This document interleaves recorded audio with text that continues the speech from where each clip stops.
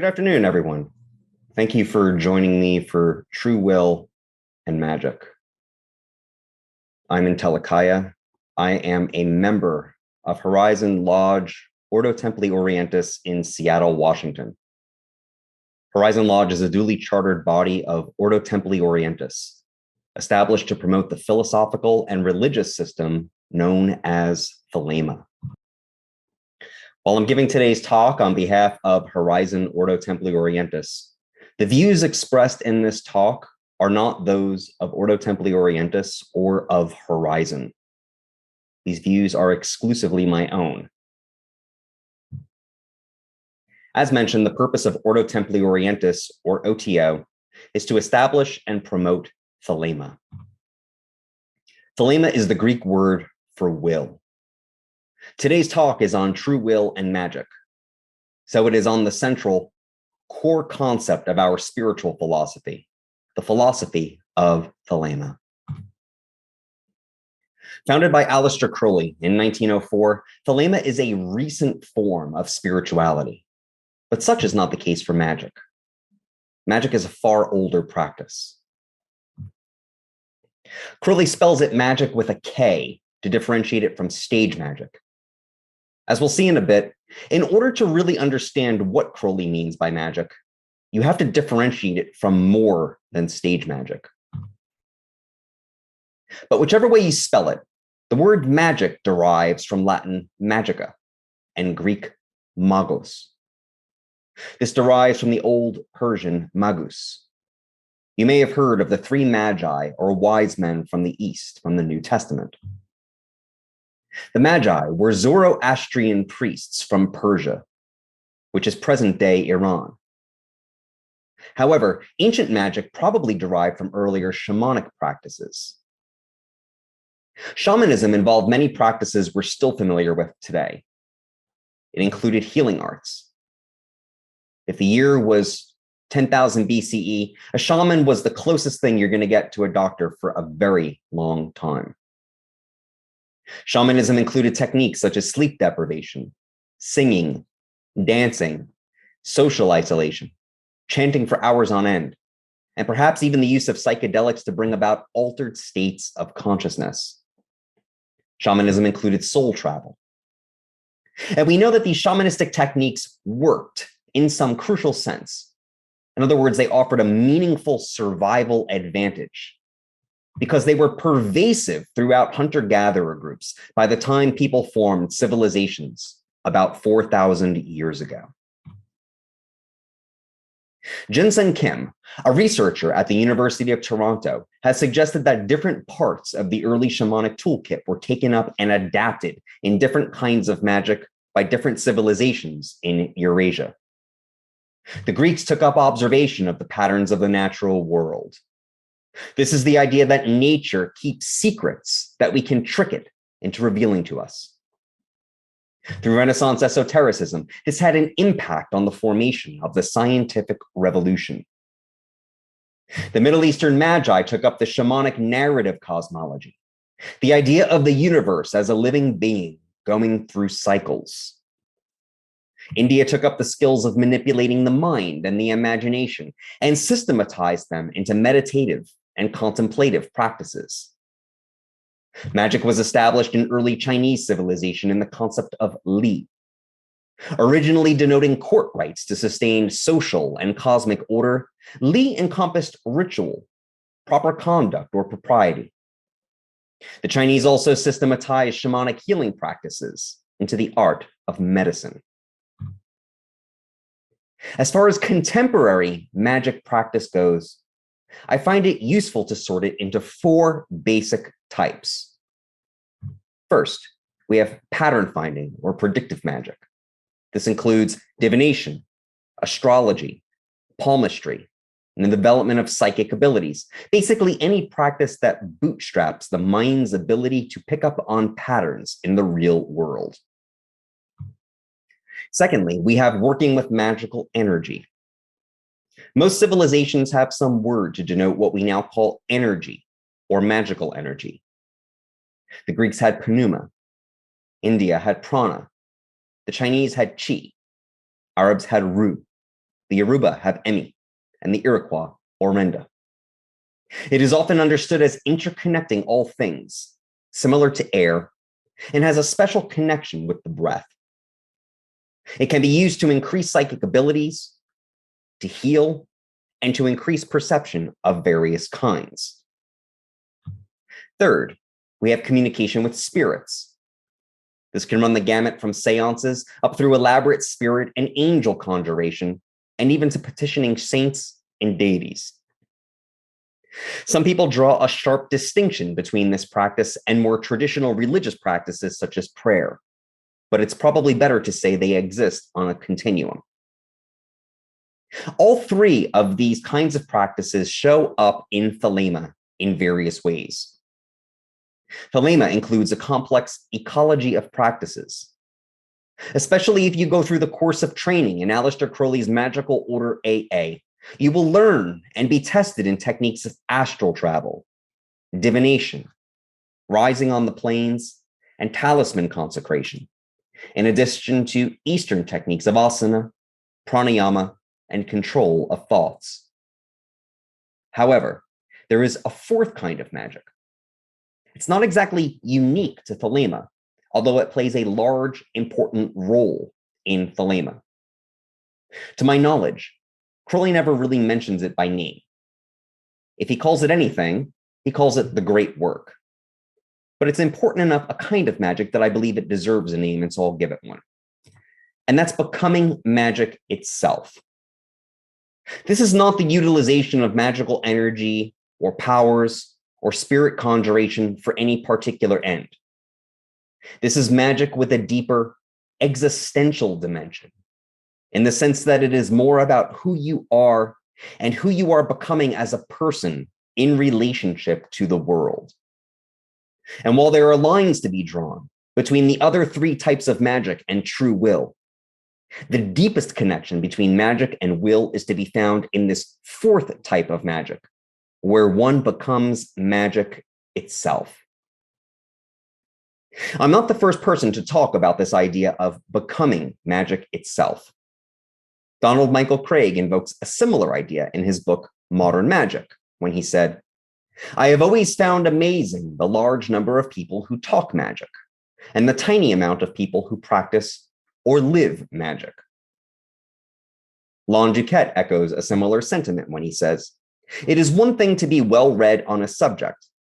It is quite another to be part of the subject itself.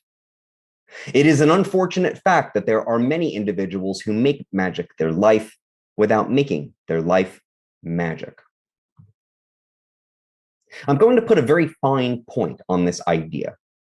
I'm going to draw out a lot of implications from it, not just for Thelema, not just for magic, not just for spiritual practice narrowly construed, but implications for broader issues we care deeply about, such as our need to live a life full of meaning. But before I draw these implications, I want to establish for you exactly what I mean by becoming magic. And in order to do that, I need to pivot and talk about this concept of will in Thelema. Like magic, there are several definitions of will in Thelema. ERO 131 has identified at least three of them. The first of these is our willpower, or our power of intention. This is our sense of personal agency or freedom, our ability to determine our path through life, free of the constraint of others. Agency is an important dimension of human experience. To suffer and to have our agency taken away from us are nearly synonymous. On the other hand, I see this definition of will as being tied up with some rather harmful romantic notions about asserting our individual wills, either against others or against the world. It invokes the heroic ideal of the lone creative genius climbing mountains, slaying dragons, and asserting values in the face of a mindless mob. On the other hand, you'll often hear Thelemites say, will is not want. Will is not your desire. It is your ultimate purpose in life, the mission you were put on earth, perhaps by God, to fulfill. But only you can possibly know what your unique path is. No one else, certainly not any priest or guru, can tell you what it is. But that means you can't find it by ordinary means, such as taking a personality or career aptitude test. You need to use exotic practices like meditation or ritual to discover it. This idea is no longer unique to Thelema, assuming it ever was. The idea of divine mission or purpose is prevalent now in most forms of spiritual but not religious spirituality, and even in contemporary pop psychology and corporate culture. One of my problems with it is that it's not at all clear what counts as success in this endeavor, with the result that it can often lead to a lot of self-bullshitting. Both of these ideas of will show up in Crowley's writings. But there's a third idea, which also shows up, and which connects in a deep way with the idea of becoming magic, of relating to magic in a deep way that promotes positive transformation, enjoyment of meaning in life, and even development of character and the cultivation of wisdom. And that's the idea of will as our deepest nature. In order to appreciate this idea of will as nature, we have to understand a little bit about what the human being is from a Thelemic perspective.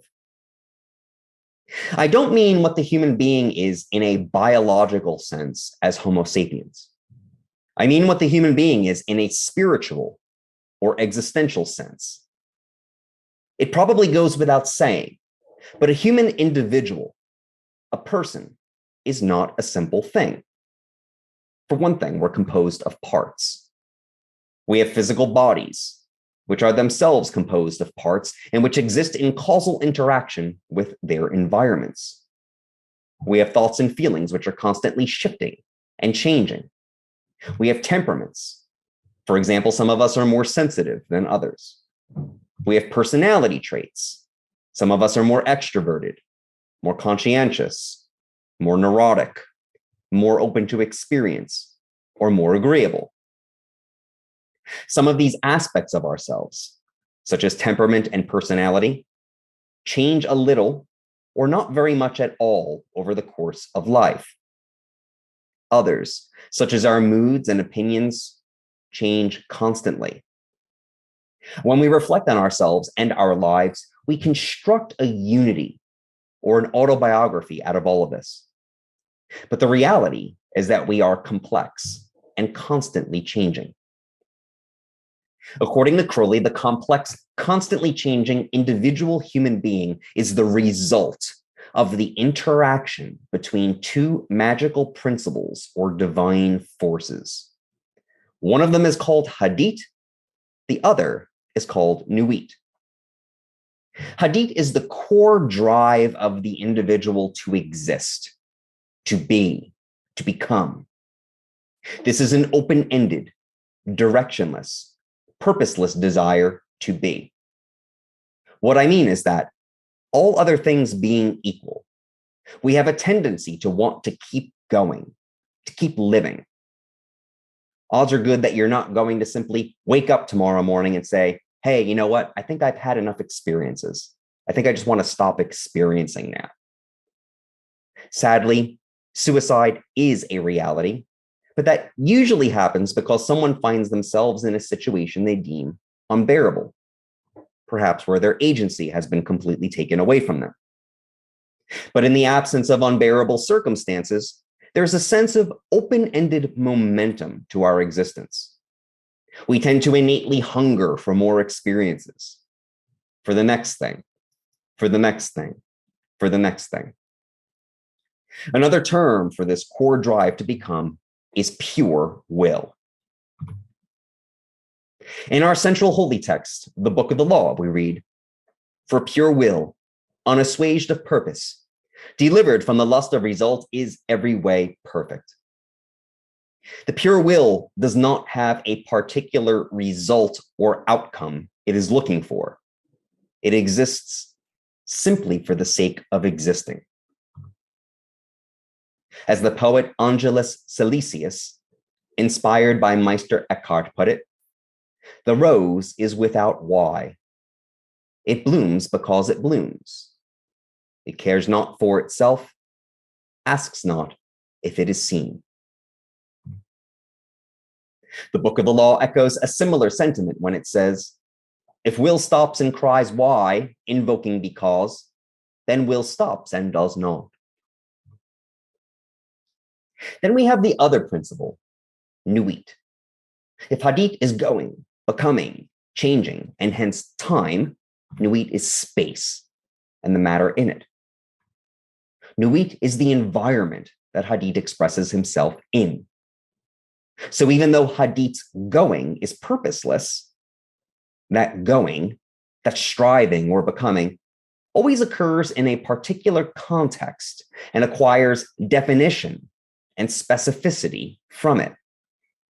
It's occurring in the context of your genetics, your upbringing, how much food and wealth and love you received as a child, the education you got, your current life circumstances, your place in history, where you find yourself right this moment, etc. Nuit constrains the actions of hadit. In other words, at any moment, you do not experience an infinite number of possibilities. Your possibilities are finite and hence constrained. Nuit can do so in two ways. She can set a selecting constraint, or she can set an enabling constraint. Selecting constraints reduce the ways in which hadit can become. Right now, none of us are capable of heavier than air flight. Unless you happen to be listening to this on an airplane, that option does not exist for any of us right at this moment. That option could be opened up, but it would require doing other things first, such as buying a plane ticket, going to the airport. And even then, certain versions of it, like simply willing ourselves to levitate off the ground, will probably never be fulfilled. That's a selecting constraint. But there are also enabling constraints. Enabling constraints create possibilities for us. The fact that we need oxygen to live is an enabling constraint. Oxygen is actually poison, but it allows us to use energy in a way we couldn't if we were dependent upon carbon dioxide. The fact that we have bodies is an enabling constraint. Bodies are constraints because they limit our actions. We get sick, we die. On the other hand, our bodies allow us to solve problems. They allow us to think. They allow us to enjoy sensuous pleasures. To return to the flight analogy, a bird flying through a strong headwind might think, if birds had the words to think, that its flight would be faster were it not for the resistance of the air. But what would happen if there were no air? The bird would fall like a stone to the ground. The resistance of the air allows the bird to do things that it wouldn't be able to do otherwise. That is an enabling constraint. So while hadit creates change through willing, nuit creates possibilities by setting constraints. So it's the interaction between these two principles, the hadit within you, which is your core drive to become, and the nuit, which is all around you, which is responsible for who and what you are as an individual. Their interaction is responsible for who you think you are, where you find yourself, what your current opportunities consist of, what your current trajectory in life is, how much you're enjoying it, and what you currently take to be within your power. In other words, their interactions determine the totality of what you take to be real. Already you can see that there has to be a relationship between the concept of will and the fourth meaning of Magick I showed you earlier. Both of them have to do with your being. Both of them have to do with becoming. Both of them have to do with dynamic change over time. But let's go deeper. And in order to do that, I want to introduce you to a distinction which, if you don't know it already, you're going to find very useful. It's a distinction which comes from the psychologist Erich Fromm, and it's the distinction between having needs and being needs. Having needs are satisfied in the having mode, and being needs are satisfied in the being mode. What I mean by mode is that it's a way of identifying yourself at the same time that you identify the world you find yourself in. So to be in the being mode is to understand yourself and the world a certain way. And to be in the having mode is to understand yourself and the world in a certain way. Self and world are coupled in these modes. They always go together. Having needs are satisfied by having things, by controlling them. One of the ways we control things is by properly categorizing them. Being able to identify what water is with the concept water improves my ability to acquire water. It gives me some control over a resource I need in order to survive. When we're in the having mode, we're relating in what Martin Buber calls an I-it fashion. When something belongs to a category, it is an it. It's a thing. When I'm satisfying having needs, I'm using my intelligence to solve problems. By contrast, our being needs are not met by having or acquiring or manipulating something. They're met by becoming something or someone. To become mature is a being need. It's not satisfied by getting a car or a house. It's satisfied by growing up, by achieving a developmental benchmark. Rather than categorizing things, we relate to concepts expressively in the being mode. In other words, we are trying to fulfill an ideal. So when you're in love with a person, rather than just simply having a fling with them, you're interested in the type of person they are, and you're conscious of the person you're trying to be. You don't relate to someone you're in love with categorically. You don't treat them like they are interchangeable with someone else, the way you think about water. You have mutual interest in one another's uniqueness and flourishing. You're engaged in the process of reciprocal realization with them. Their flourishing is your flourishing. Their suffering is yours. We don't have an I-it relationship in the being mode. We're in an I-thou relationship. And when we're in the being mode, we're not looking so much to apply intelligence to solve problems. We're using our reflective capacities to realize meaning. This is an important, useful distinction because many of our problems in life stem from confusing these two sorts of needs. My need to be mature is not going to be satisfied by having money. My need to be in love is not going to be satisfied by having casual sex. My need to be wise isn't going to be satisfied by learning to say cute things. This doesn't mean there's no place in life for the having mode. On the contrary, our having needs are real and must be satisfied. There are times that we need money to solve things. Maybe casual sex is exactly what you need at the moment. Sometimes saying something cute is appropriate. The problem arises when we confuse the two things, or, as we'll see, when we forget the being mode altogether. Let's apply this distinction between the being mode and the having mode to the 4 types of magic we looked at earlier. In the case of pattern finding or prediction, are we in the having mode or are we in the being mode? Well, we're involved with things and problem solving and prediction.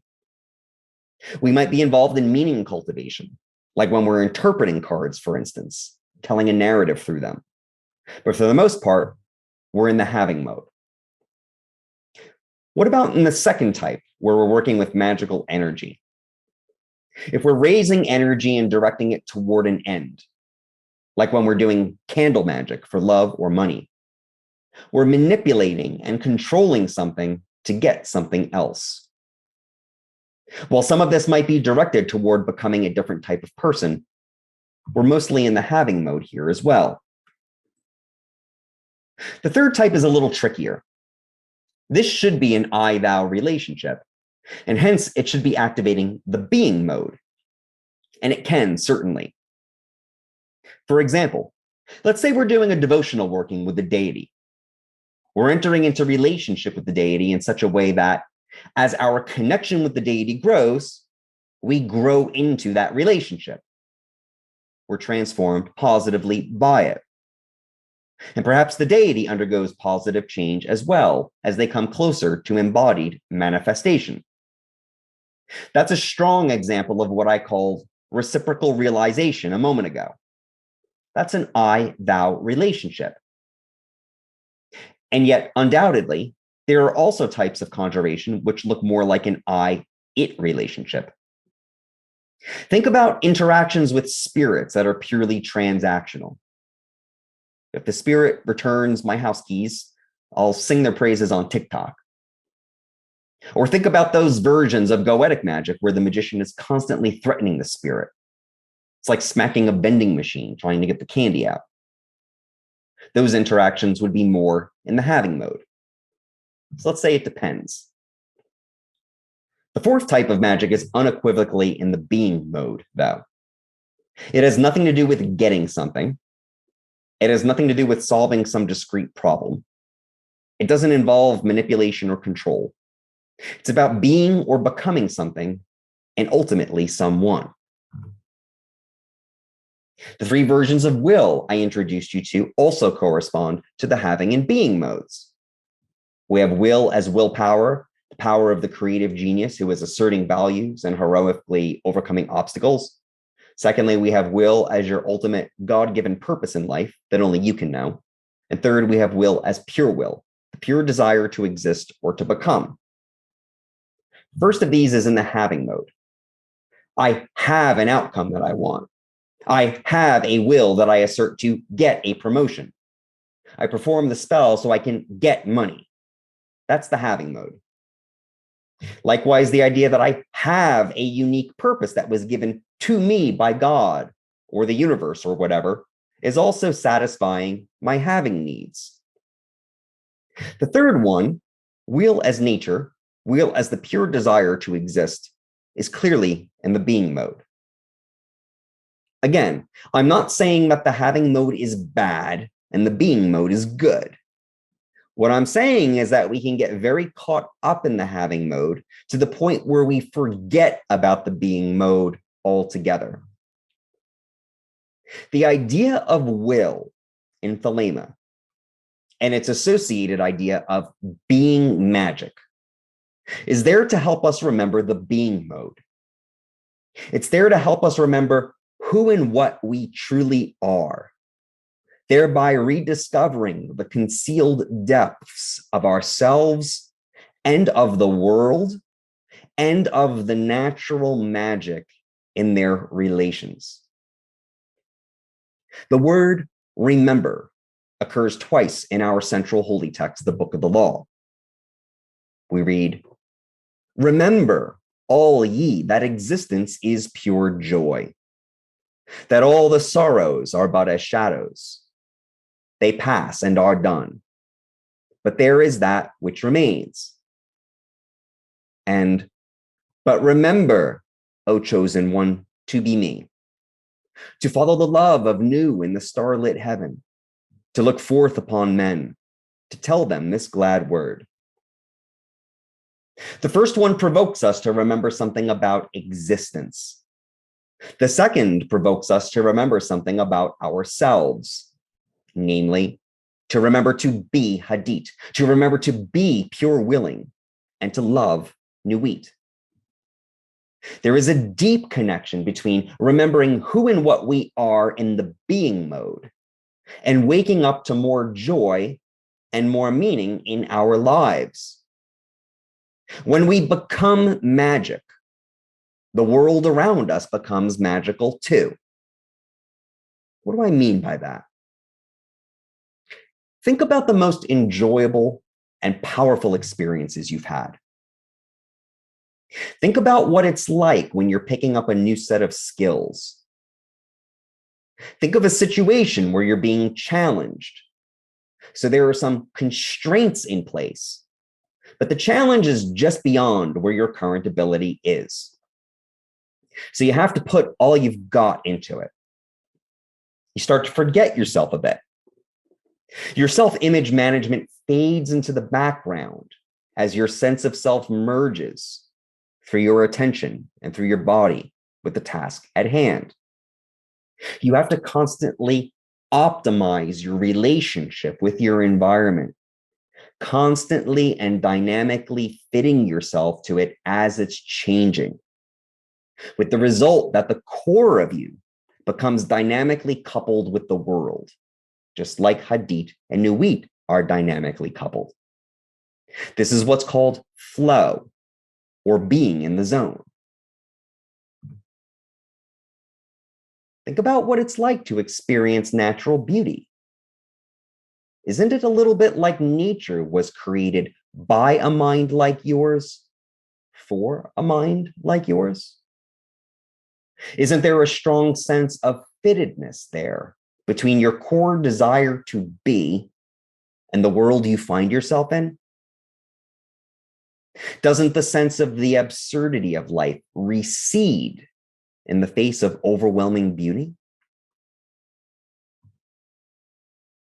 What about when we're creating art? Whether you're working with sounds, colors, or words, the artistic medium is constraining your actions in various ways that are inseparable from the opening up of numerous possibilities. Your desire for self-expression encounters a cascading set of niches, similar to the hand and footholds of a rock climber. What's it like when you fall in love? You're revealing depths of yourself to another person while they're doing the same with you. There is accelerating, reciprocal disclosure. That's why they call it falling in love. Crowley referred to the relationship between Hadit and Nuit as love. Why? Because that's what it is. That's the right term for it. There's different kinds of love, and the Greeks had different terms for them. The proper term for the kind of love between the depths of ourselves and the depths of the world is Eros. It's where we get the term erotic from. Eros is love that seeks to be one with something, one with nature, one with a cookie, one with someone by having sex with them. As they say, love is blind. Depending on what we find ourselves caring about, love can have good or bad results. Thelema is erotic in multiple senses.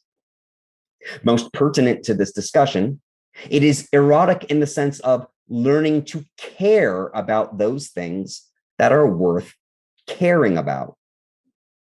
Ultimately, what the deepest part of ourselves cares about is to enjoy profound contact with the deepest part of reality. Notice how much that sounds like the extreme of religious or mystical experience. But in order to get there, we need to optimize the fittedness between the Hadit within and the Nuit without. This is not a once and for all accomplishment.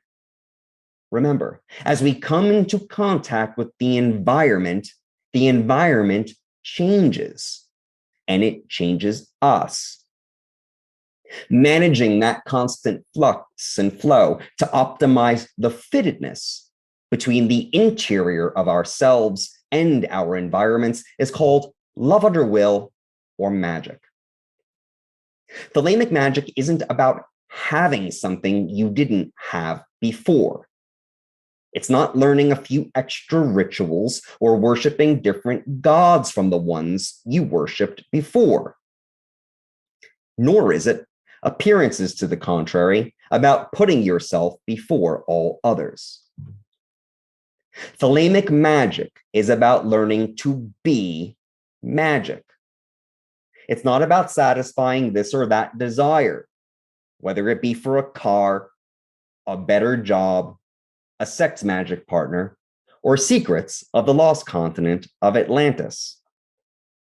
It's about satisfying the deepest desire any of us has, which is a desire to feel contact with reality.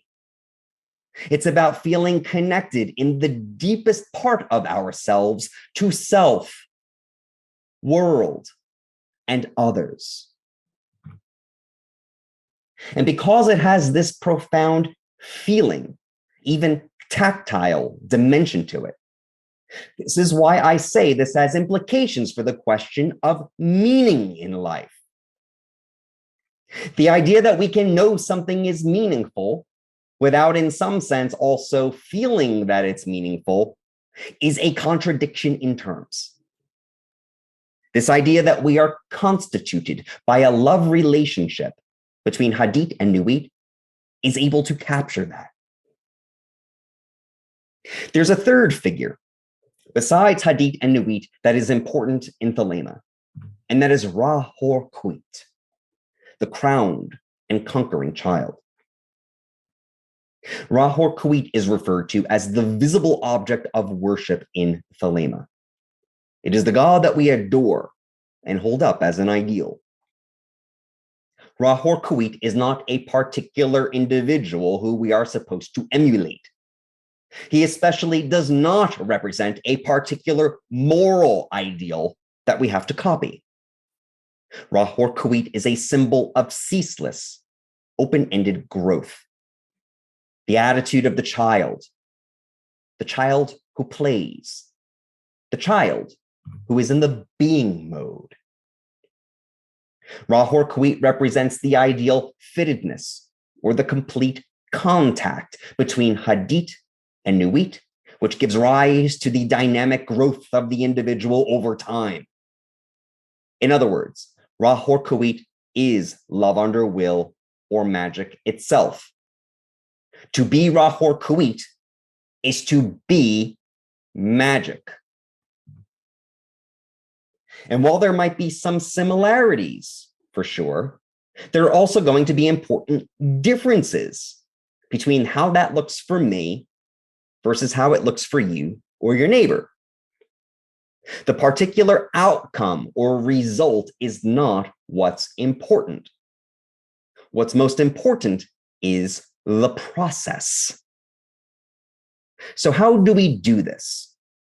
How do we remember the being mode? How do we bring the depths of ourselves into contact with the depths of reality so as to become magic? I keep referring to the depths of ourselves and the depths of reality as though I know what those depths are. I do not. It's not as though the depths are just sitting there like two slices of bread we make a sandwich from. Depth is what recedes from us. Depth is implied by a horizon, but not revealed by it. Depths belong to the being mode. We can't have depths. We can't hold them in our hands. We cannot perceive them or conceptualize them or own them or even really feel them. This also means that we are physically and logically incapable of profaning them.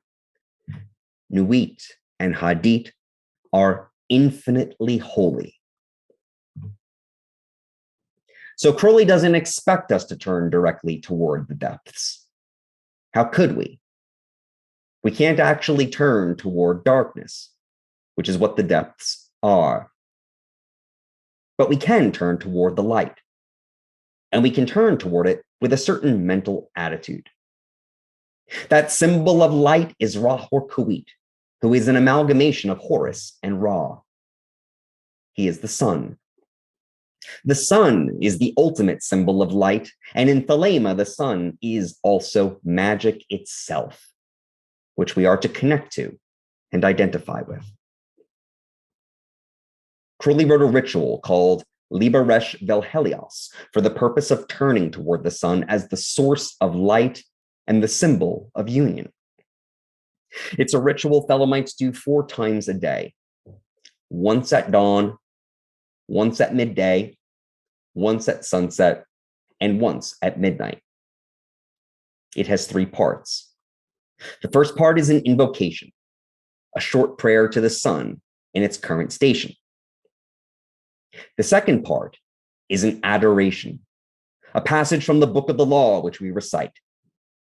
And the third part is a silent meditation. So one calls to the sun, offers adoration to the sun, and that connection to the sun being established, one then settles down into simply being in that relationship. According to Crowley, this ritual had 3 purposes. The object of this practice, he said, is firstly to remind the aspirant at regular intervals of the great work. Secondly, to bring him into conscious personal relations with the center of our system. And thirdly, for advanced students, to make actual magical contact, there's that word again, with the spiritual energy of the sun, and thus to draw actual force from him. The great work is what I've been talking about this entire time. The union of the deepest part of ourselves with the deepest part of reality, which is also called love under will. When he talks about conscious personal relations with the center of the solar system, I take that more generally to mean establishing ourselves as part of nature.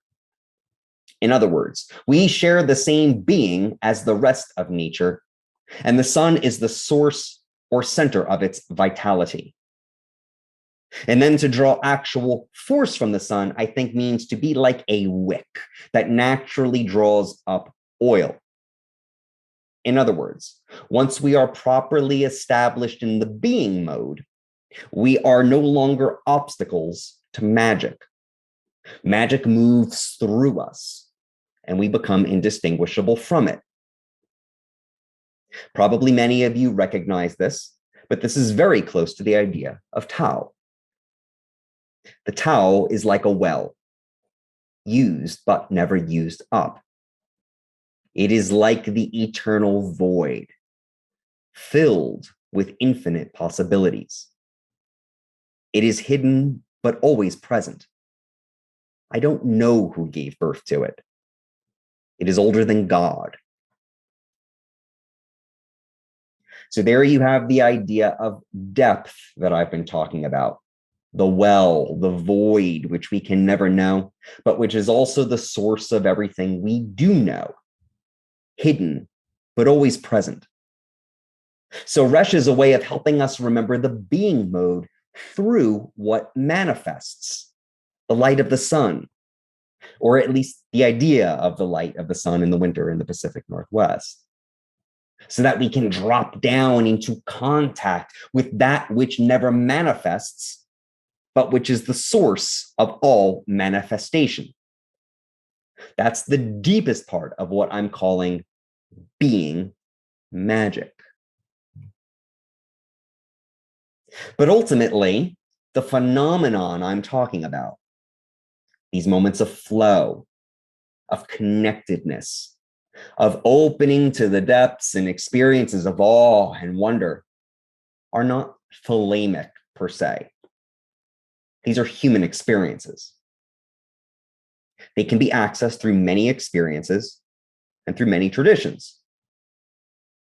Beauty is one path to it. The Platonic tradition developed this idea. The artistic approach was developed in the Hermetic tradition. Of course, from Buddhism, you get the mindfulness tradition. But it's broader than religion or spirituality or philosophy narrowly construed. Physical activities like martial arts or rock climbing also produce it. We experience it when we fall in love. Stimulating conversations with friends are also a way to it. Many philosophers, including Epicurus and Buddha, talked about the importance of friendship to the spiritual path. Philia, or friendship, is a different kind of love from Eros. You don't consume your friend like a cookie. At least you probably shouldn't. Magic doesn't necessarily have to be accessed in ecstatic states or in a temple with incense or candles lit. The essence of magic is a quality of connectedness, which can manifest in many different settings and in many different ways. Thank you for your kind patience and attention. Love is the law. Love under will.